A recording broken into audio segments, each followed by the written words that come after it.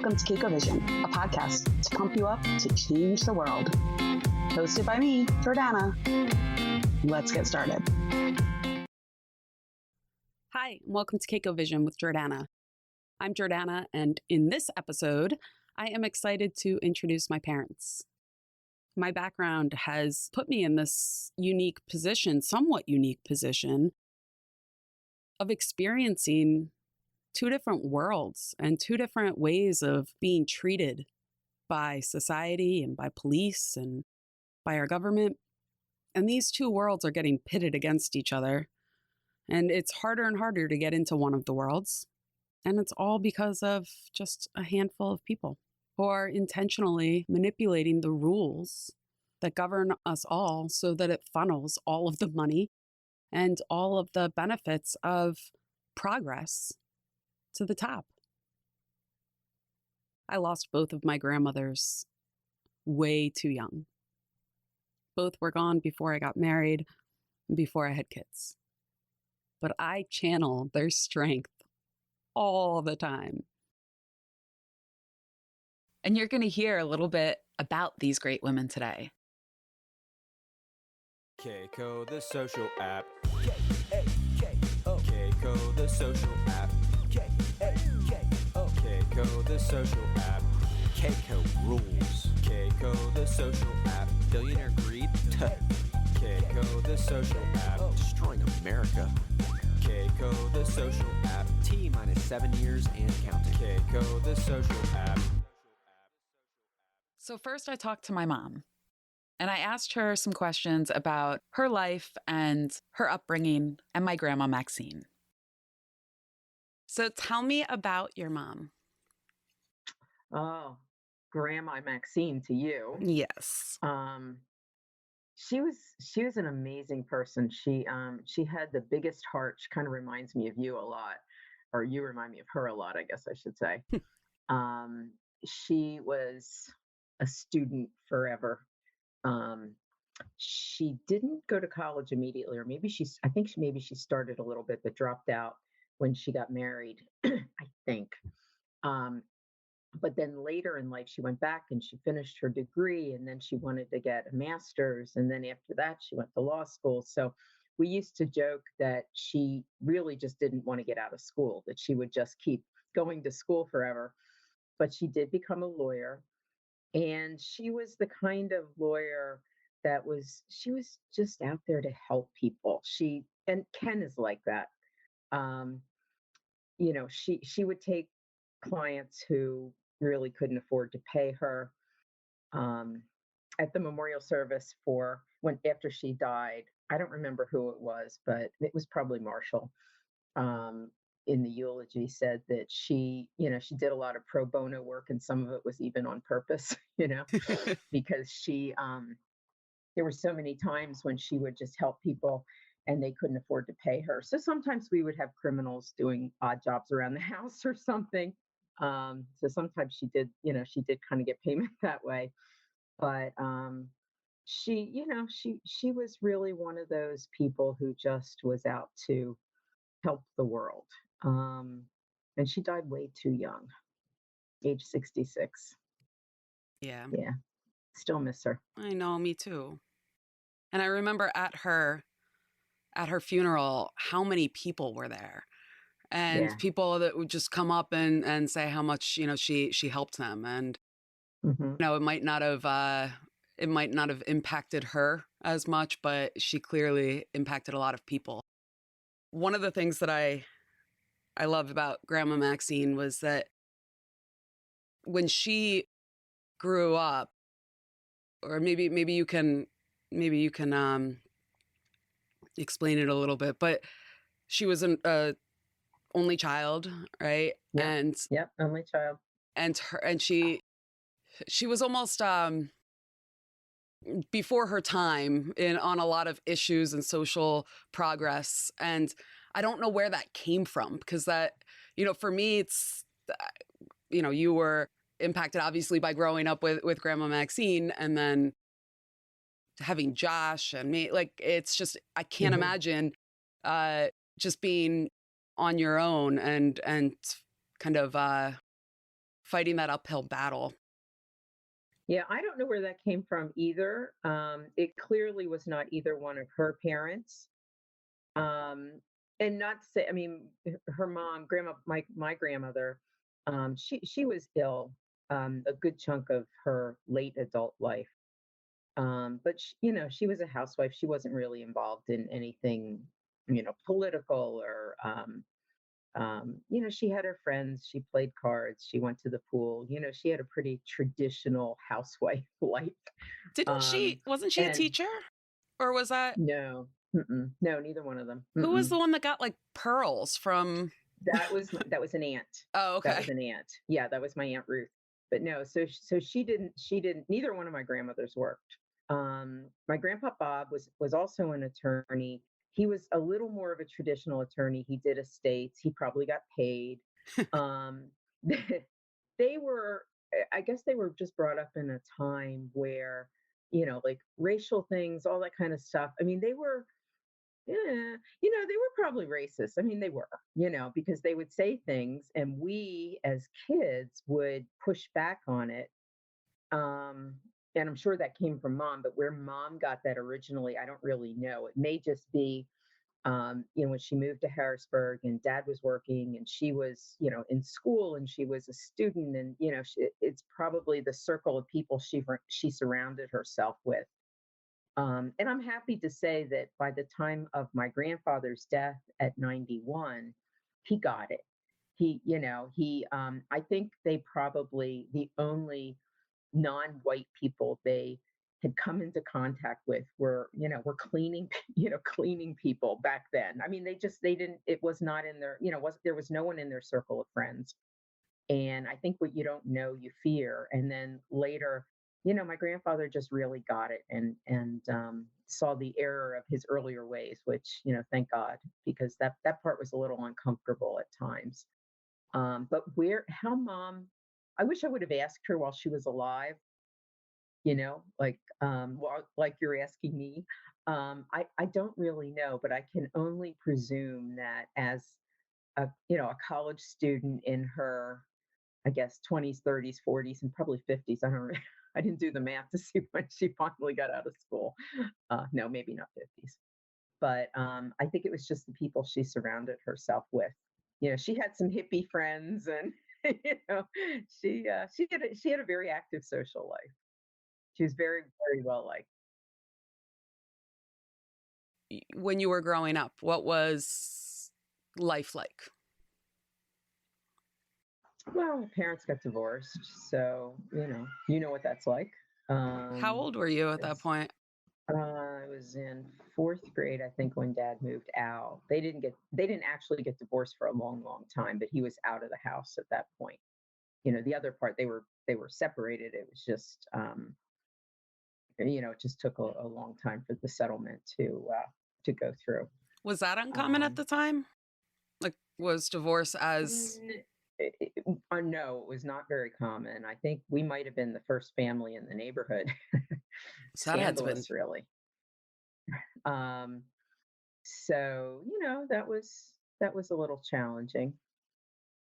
Yeah, but I've got fantastic brothers. I mean, I hear people who fight with their siblings, and other than like little stuff when we were really young, like as adults, I don't think I've had a single fight with either of my brothers, which, I feel very fortunate to have both of them in my life. My darn brother in New Zealand though needs to move closer. That's all. Oh shoot, he's probably going to hear this, isn't he? he he I was forgot about supposed to come back. I know, but yeah, no, but they were wonderful back then, and they're wonderful now. And I ended up getting married really young, getting out of the house really early. Um, so I don't know. I feel like I've been an adult most. I've been an adult most of my life. Yeah, and my memory's not that great anymore anyway. So So you met dad, and dad was mhm. not Jewish. No, How was still that? isn't. Yeah. Yeah. Well, he Well, changes his religion occasionally, but he hasn't. he never changed it to Jewish. Um, It would have been a big problem had my dad not already started dating someone who was not Jewish because his parents were very religious. So his parents, would have had on mom's side, they liked the Jewish holidays, they liked the celebrations, but they didn't. As far as I know, they didn't go to synagogue or anything. They weren't and like burying they plates or didn't keep anything. kosher, and they didn't follow all the traditions. But on my dad's side, they did. My grandmother came from Poland when she was, I think, 2, and very, very religious family, kept kosher, um, and was very strict. And my grandfather on that side would keep strict when she was in the room, and then otherwise would cheat. you know. But it would have been, I think they would have given me a really hard time, going out with your dad, let alone marrying him, had it not been for dad leaving. I did have an aunt who wouldn't come to my wedding because I was marrying someone who was not Jewish. Just Really? one. Yeah. The Jewish part didn't really. I think the bigger thing was the first time your dad came to the house. He had this very, very long hair. It's probably about the length of your hair right now. And that was a little bit of a shocker for the family.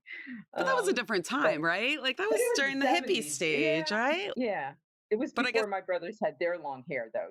So it was that was a little bit of a shock to mom and dad, I think. and now But dad's the clean cut one and your brothers are the one with the long hair. exactly, yeah. Well, things change. Yeah. Yeah. Okay, so when you were growing up, what type of vacations did you guys go on? I remember going to the shore. That's really all. I remember going to the shore. We stayed in Margate. We stayed in Wildwood Crest. Um, I might have stayed in Atlantic City. I don't know. Margate's right outside Atlantic City, so I think that was, my memories of Atlantic City could be from staying in Margate. But it was, yeah, mostly Jersey Shore. I don't really remember doing anything else. Well, what about your summers? What did you do during your summers? Well, one summer I went to an art program, so I lived at Shippensburg College for like 7 weeks. 7 weeks, something like that. That's pretty cool. Yeah, I don't, back then we were not as fully booked as kids are now. We actually played with friends and just kind of hung out and went to the JCC and played in the neighborhood. And I'm trying to think if I did. Oh, well, a couple of times, 2 times, I guess we did sleepaway camp. Once with my family. My dad was the camp doctor, and my mom was the drama and tennis instructor.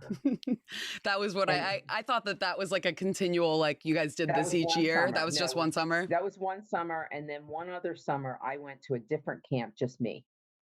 But that was it. Yeah, we didn't do that. We didn't do that every summer. That was an awesome summer though, because my brothers were in bunk, so I could go see them, and then my dad was there, my mom was there, so I didn't have all the, when some kids go away to sleepaway camp and they miss their family. Mine was right there. Yeah. And then we got a dog while we were there. We got a puppy, a little teeny puppy. Aww. So that was awesome. Fiddler. That was when you got Fiddler? We got Fiddler when we were at camp, and for all of his life, when he heard the bugle call, he would go crazy because that's what woke all the kids up in the morning. So the bugle call would come, and then all the kids would come out. So for the rest of his life, anytime we wanted to get him wound up, we would just kind of sing the bugle call, and the dog would go nuts. It was so funny. He was so happy. It just made him happy. Oh, reminds me of when we used to sing to Sonny, and Sonny used to sing back to us. Sonny would sing, yeah. Yeah. Aw. After the break, I'll share some parts of an interview I had with my dad. He's amazing as well, so stay tuned. Since this podcast is new, we have no sponsors, so I will shamelessly plug Keiko. And if you get sick of hearing this, then reach out to become a sponsor. Keiko, the social app. Keiko, the social app. Keiko, the social app. Keiko rules. Keiko, the social app. Billionaire greed. Keiko, the social app. Destroying social app. T minus 7 years and counting. Keiko, the social app. And with that, let's get back to the show. So before the break, I shared parts of an interview with my mom about her mom and her upbringing. I also sat down over Skype with my dad and asked him some questions about when he was growing up and my grandmother on his side. So here's parts of our interview. Tell me about Grandma Jean. My mother was a good woman. She was born right after the Depression, and she worked hard. She joined the service. She got pregnant. She had me. Then she started working hard. She worked for Reese's Peanut Butter Corporation. And then she had 4 other children. She was an at-home mother. And she raised us the old way that What's the old way? we were born. So I was raised by her, basically. I should say she was a good woman. She gave us everything, and she instilled a lot of good qualities in me. Yeah. And you were her baby, right? You were her oldest. You were definitely her, everybody knew you guys had just an extra special connection. Yes. Yes, I was her first, and I was there with her when she passed away. So they said that she waited for me when she passed away. So it was a good life she had, and I was glad that I was there with her. And when she went into the service, there wasn't many women in the service at that point, right? No, they were still in there. She went in for the medical field to work in the medical field in the service, and that was what most of them did at that time. So she did have that, and because she got pregnant, that's why she was released from the service.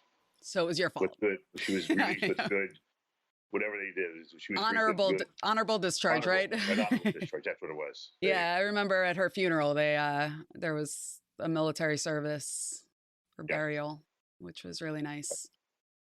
So she did change. She did work and just was one of the women changing the way they were back then. Oh yeah, she. So I think one of my favorite things, and I don't think asked you about it, but at some point she rode a motorcycle, right? Well, she did. She didn't drive, but she rode on them. So one of my first experiences with her was she left me to go on a motorcycle ride. Somebody was there with me, okay. But I can remember her going away in a motorcycle. Yeah, no, and that is probably something that was not typical of women back then, right? No, it wasn't. Nope.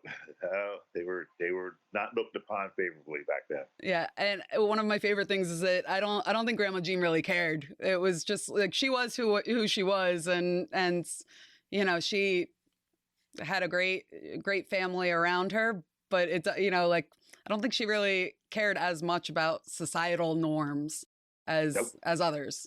She was like a free spirit back then. She did what she wanted to do, and that's what she did. Yeah. And one thing that I didn't realize, so I talked to Mom about Grandma Maxine and then about how you guys kind of met. And she said that you were living with Grandma Nestor at the time. Yes, my grandfather passed away. I had graduated from high school. He passed away, so I went to live with her, stayed there with my grandmother. She was still working at the time at the Hershey Chocolate Factory, and I was there just in case anything would happen. Okay. So my love for chocolate and peanut butter chocolate combination comes from your side of the family, right? Yes. Yes. My both grandparents worked there. My mother worked at Reese's, and I had some cousins and aunt that worked at the Hershey factory. So yes, chocolate is in our family. Well, we lived only a couple blocks basically away. Well, yeah, a couple blocks away from the Hershey factory. We could walk over to the park, and at that time, Hershey Park was open. It had no fences around it. You walked in. You had the playground area, which was free. And then you rode the rides by a ticket. You bought per ticket and would go. So, yes, we smelled chocolate all the time there. And when the grandparents came home later in my life, and they had moved to a town real close to Hershey, when they came home, they changed their clothes. And every time I would go down there, we would smell chocolate. Oh, yeah. So Grandma was born right after the Depression. And so Grandma Nestor, your grandma, lived through that time period. Yes, she did. My grandfather served in World War II in the Navy. He was enlisted. He was drafted, and he went into the Navy. She raised her five daughters. Five daughters. I didn't think about that. She had raised her daughters during the Depression, and she never really talked about it. But I'm sure it was very hard for her at that time. I'm sure. And you were saying something recently about just some practices that kind of carried over to try to help save, stretch the dollar back then. Oh, yes. Oh, yes. They would make their own soap. I remember that. I mean, my grandmother still made lye soap and it was very rough on the skin, but she still did that. They saved their money. They were very frugal with that. And that came from that part of their life, which was very tough for everybody back then. I'm sure. Do you think Mom has ever washed with lye soap before? No. No. Even my grandparents, I mean, they did make it when I was young, and I can remember that, but my grandmother had stopped making that and everything. But I can still remember that. They would break off pieces and everything, and it was rough, though. But that she stopped later on when they were both working and had some money. So it seemed like it was obviously very hard during the Depression. And then Grandma, when she was raising you guys, she was working, right? When Pap was working. No. She was working, and then she met my stepfather, Pap, and then she stayed at home after she met him. And then at some point she started working again, right? Was it when he was sick? She started working after I think he passed away, or when he was sick. But she was working part-time. She would work at a restaurant there and help with the cooking and everything. That was later on, though. I can't remember if it was right before Pat passed away or right after it. Okay. For some reason, I was thinking like a blood bank or something. I thought. Yeah. No, she didn't do that. She did work at the restaurant part-time after that then. And she also worked at the hospital, too. When he was sick. That was what I'm remembering. Yeah, that there was some. Okay.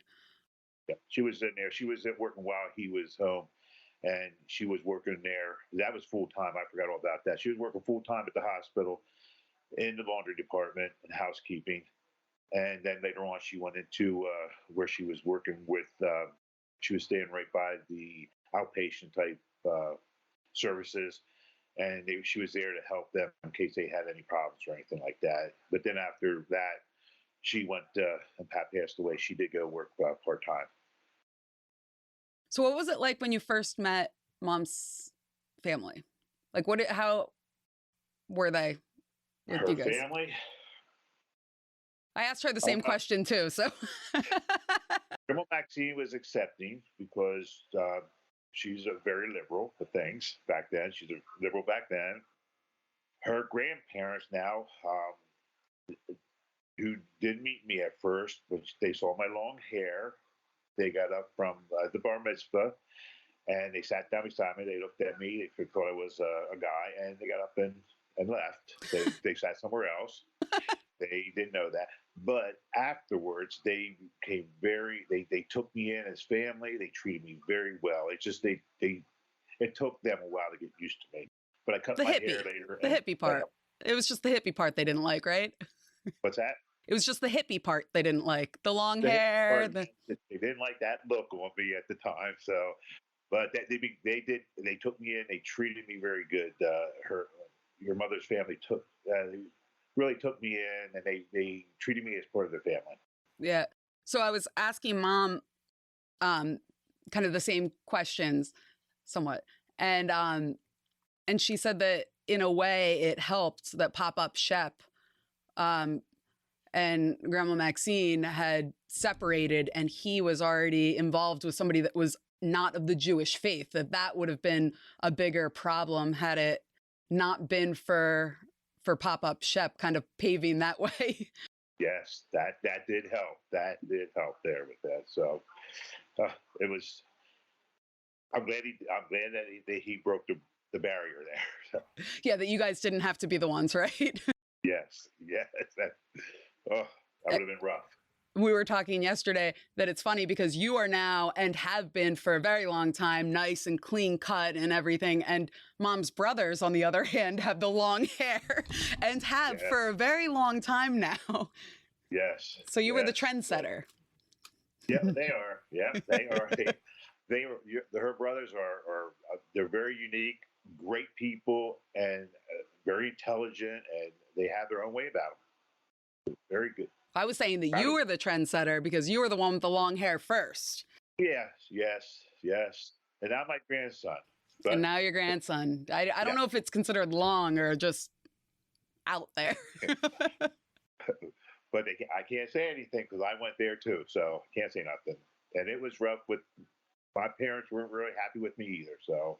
So how did they react? Because Mom said that they were always very welcoming to her, and your side of the family is much different. Like, I don't know how to put it. Much more like family folk. Like it's just a very tight knit family. Like Mom's side of the family, Marshall moved halfway across the world. It's they're still very close, but in a different way. Like your family, everybody was living almost in the same town, could walk to each other's houses, had big family meals, and just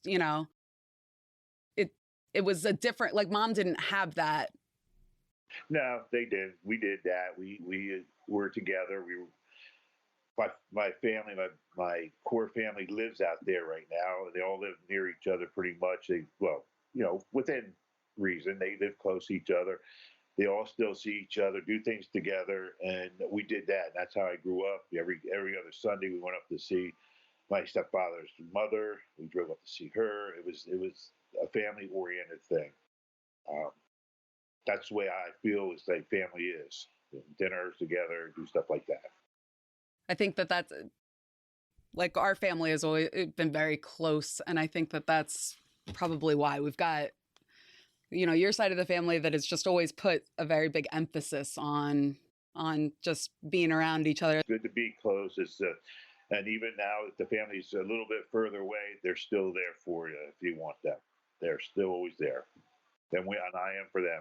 So I used to get a little jealous of my cousins that could just like ride their bikes over to Grandma's house. And we grew up in New Jersey. And so we would just come in for the holidays, but they always got to just, stop on by Grandma's house. And I think one of my favorite stories about Grandma was with Keith when he stopped by. Do you know what story I'm about to tell? What's that? So Keith was playing with his friends and happened to get a knife stuck in his shin. Do you remember this? I don't remember that, no. So I asked Keith about this recently because I'm like, was this story, did you and Josh just tell me this story? And but no, he said it really happened. He got a knife stuck in his shin and was, this when Keith was in high school or whatever, not probably doing the smartest things.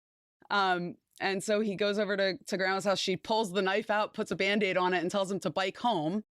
And Bonnie takes him the next day and he split his shin. Like he was on crutches. Grandma was just like, she was just mad at him. Like, what are you doing? Like put a Band-Aid on it and go home. That's what it was though. It was that tough thing back then. You got hurt, saying would have suck it up and go,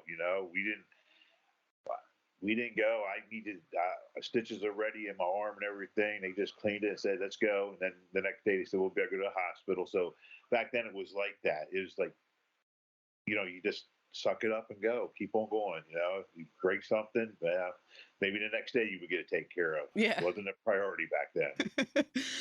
I love the fact that she made him bike home with it. That's my favorite part of the story. He has a high pain tolerance, Keith does. He does. He would hurt himself, break something, and you wouldn't even know it really. He still acted like nothing. Yeah. So she didn't know that. She didn't know. Just old Keith, Yeah, Keith doing Keith. Yeah.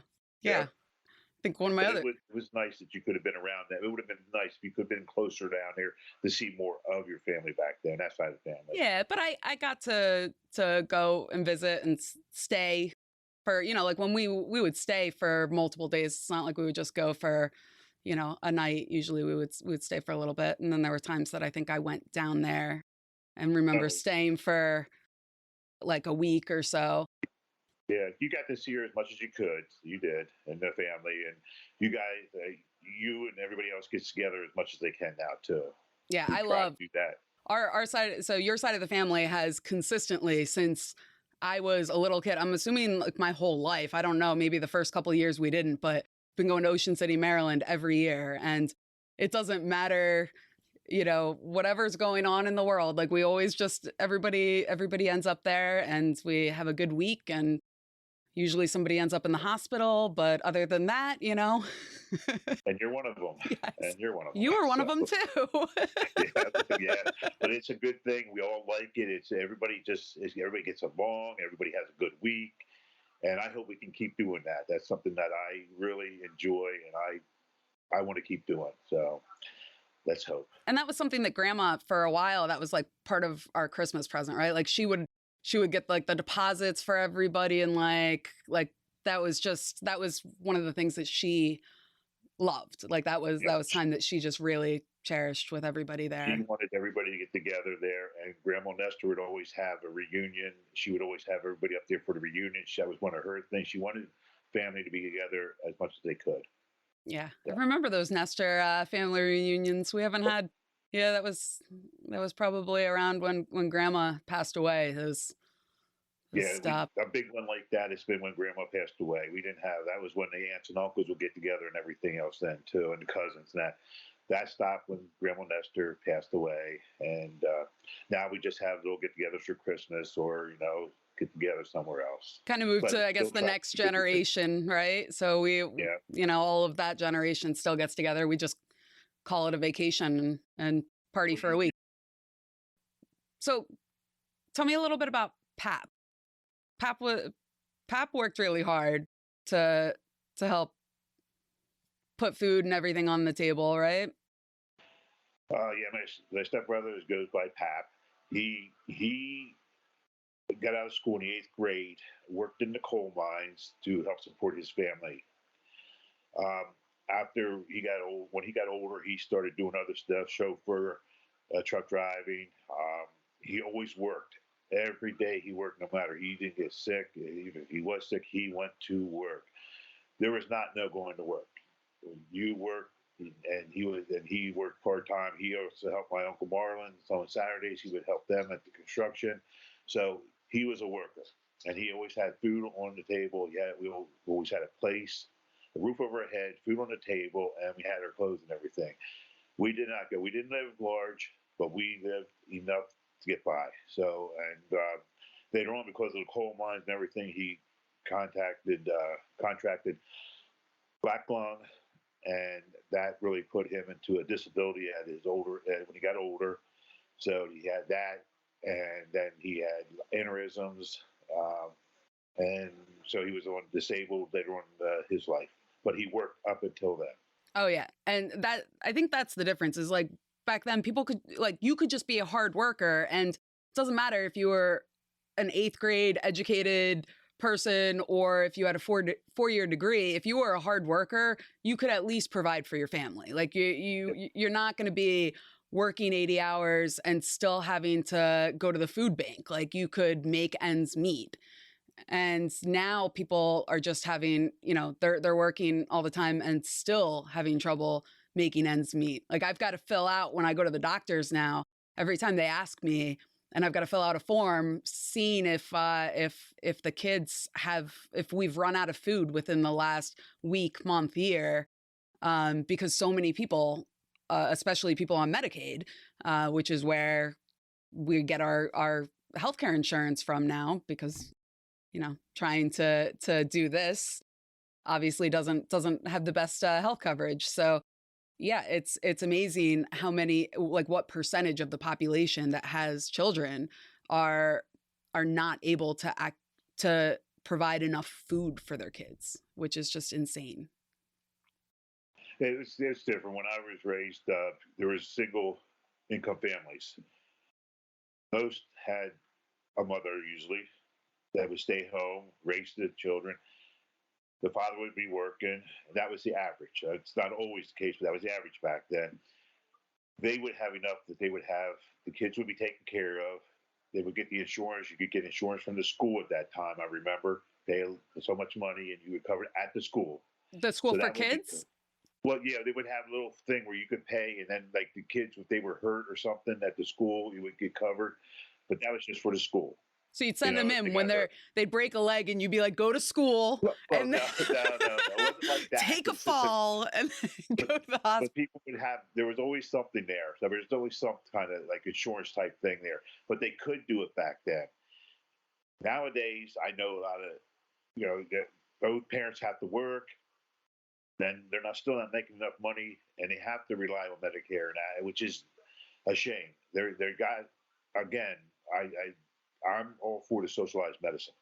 I really think it worked in England, it worked in Canada. It should work here, and I'm all for that. And I don't understand why we never. Well, I don't know why we didn't get it, but I wish we would have that here, where everybody got insurance. And I know it's expensive, but it would be better off for everybody. Well, and just in general, it's like how Americans are treated versus how other countries treat their citizens. Like they care enough about their citizens to provide them with medical insurance, and that provides them with flexibility a lot, especially when it comes to employment. So many people are stuck where they're working because of healthcare, and companies are trying to game it. So it's like you give people right under the hours that would then get them healthcare, so that they're still, dependent on government assistance just to get that. But even Medicare, when you go into that, when you retire 65, you're mandatory to go on Medicare. That only covers so much of it. Mm-hmm. And so many elderly senior citizens have to work in order to cover their other part. So it doesn't even cover everything. So these elderly senior citizens are out there working, 80 years old. You see them working because they need the money for their food, their medicine, and their health care. There should be no reason for that. They should not be, no reason. That a senior citizen should have free medical, and that's it. Not that 80% or whatever. So it's really rough, including prescriptions, right? It's like, how do you give medical without prescriptions? Like that, it should include that. It is so awful for these senior citizens that don't have the money to pay for their supplemental Medicare insurance. It's expensive, but most people who don't have a pension, they're living on Social Security, which is a minimum amount. I can't see how anybody can live on that Social Security, and they take the Medicare right out of your Social Security, their part, or 80%. So they're not getting that. And then if they want supplemental, they have to pay for it. That's why they're out there working like that. They cannot retire. So you were the first one on your side of the family to go to college, right? Yes, I was fortunate enough to do that. I got lucky in life to do that. So I was the first, and other ones are following now. So we have Anthony going. It's great. And, hopefully the grandkids, they'll be going. So it's a good thing. It's a good thing. You went later in life, right? So you went to my, I don't know, do they call it alma mater, or is that only for like Ivy League schools? I don't know. But you and I went to the same one. Yeah. So, but I couldn't really say, go to college. You have to go to college, get an education. If I didn't do it, it's just, you can't say that. You can't expect people to do what you didn't do. So I worked hard though in my life. I want my kids to work hard, which they do. I want my grandkids to see work is hard, but you do it. And an education is one of the ways to go. So I can't ever have them say, or my daughter say, well, you didn't go. So she can't say that. She can say other things, but not that. No, I am a serial learner. I love education, just maybe not in like a formal setting, even though I now have a master's, but I feel like I learn much more from myself and just, my desire to learn. And when I target my learning to like what I want to learn instead of what some institution says is going to help me later in life, which is never really like, I don't know how much you've used your degree in on the work that you've done, but my degree has not come in handy other than it's gotten me into jobs and it's gotten me where I needed to go. But I don't. No, my degree didn't help me at all with my job. It never did. But you excelled in your studies. You excelled in that, and you took that now into your personal life here. Like you said, it's not the school life there, and you're using the same energy that you did in the college to go on to do this stuff now that you are involved in. That is what makes me proud that you're doing this. It's something you like. It's something you're passionate about, and you're using your knowledge. You are doing that and making it a better place. Trying to share the knowledge. I don't You'll know. get it out there. You will get everything out there. I have faith in you. Thank you. I love both sides of my family equally. My mom's side of the family works really hard, and I clearly get that serial learning gene from her side. But my dad's side of the family works just as hard and in physically demanding jobs that, in my grandfather's case, cost him years of his life. I don't think it's too much to ask for my cousins on both sides of the family to be treated equally. There's so much talk and debate about black versus white, but it's a system of haves and have-nots. And more people will fall into the have-not category unless we create a better option. So if you haven't checked out the intro series to Keiko and what I'm trying to do there, definitely do that and tune in next week for more. Keiko, the social app. K-A-K-O. Keiko, the social app. K-A-K-O. Keiko, the social app. Keiko rules. Keiko, the social app. Billionaire greed. Keiko, the social app. Destroying America. Keiko, the social app. T-minus 7 years and counting. Keiko, the social app.